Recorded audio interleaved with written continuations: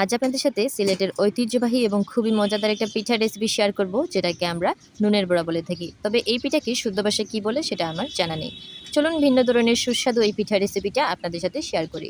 পিঠাটা তৈরি করার জন্য এখানে আমি হাঁড়ি ভর্তি করে পানি নিয়ে নিলাম। তারপর আমি এর মধ্যে দিয়ে দিলাম 1 টেবিল চামচ পরিমাণ রসুন, হাফ টেবিল চামচ পরিমাণ আদা, 2 টেবিল চামচ পরিমাণ পেঁয়াজ। তারপর আমি দিয়ে দিলাম 1.5 চা চামচ পরিমাণ লবণ আর হাফ চা চামচ পরিমাণ হলুদ।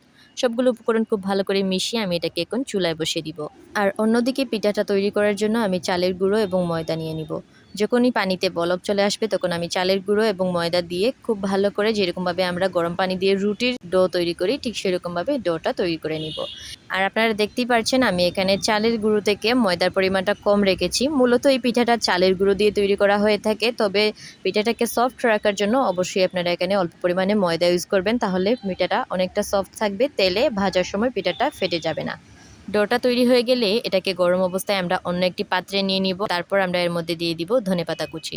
অবশ্যই আপনারা এখানে ধনেপাতা কুচি ইউজ করবেন, এটাকে স্কিপ করবেন না, তাহলে কিন্তু এই পিঠার পারফেক্ট স্বাদটা আপনারা পাবেন না। ধনেপাতা কুচি দেওয়ার পর আমরা এটাকে চামচ দিয়ে নেড়েচেড়ে ঠান্ডা করে নিব। আর তারপর আমরা এটাকে হাত দিয়ে মেখে খুব ভালো করে দলা পাকিয়ে নিব, যাতে আমরা রুটি তৈরি করতে পারি। আর এখানে আমরা একটা বড় সাইজের রুটি তৈরি করে নিব। রুটির পুরুত্বটা এরকম হবে যে খুব বেশি পাতলাও হবে না, আবার খুব বেশি মোটা হবে না।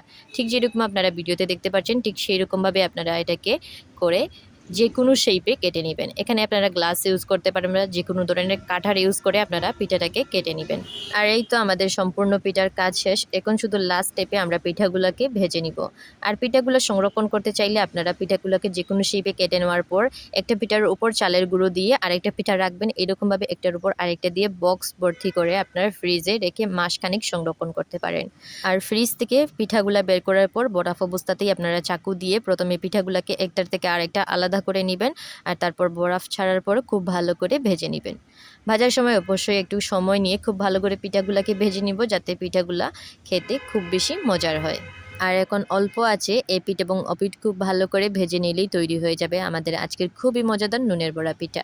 এই পিঠাটাকে এমনিতে আপনারা গরম অবস্থায় খেতে পারেন, খুবই ভালো লাগে। আর চাইলে আপনারা মাংসের ঝোলের সাথেও খেতে পারেন, তাহলে কিন্তু আরও বেশি ভালো লাগে। চেষ্টা করি আপনাদের সাথে বিভিন্ন ধরনের আঞ্চলিক রেসিপি শেয়ার করার, যাতে আপনারা বিভিন্ন ধরনের নতুন নতুন রেসিপি বাড়িতে ট্রাই করতে পারেন। আমার এই রেসিপিগুলো ভালো লাগলে অবশ্যই আমার চ্যানেলকে ফলো দিয়ে আমার পাশে থাকবেন, আর আমাকে কমেন্ট করে জানাবেন আজকের এই পিঠা রেসিপিটি কেমন লাগলো। আর যারা আগেই পিঠাটা তৈরি করেছেন তারাও কমেন্ট করে জানাবেন। সবাই ভালো থাকবেন। আল্লাহ হাফিজ।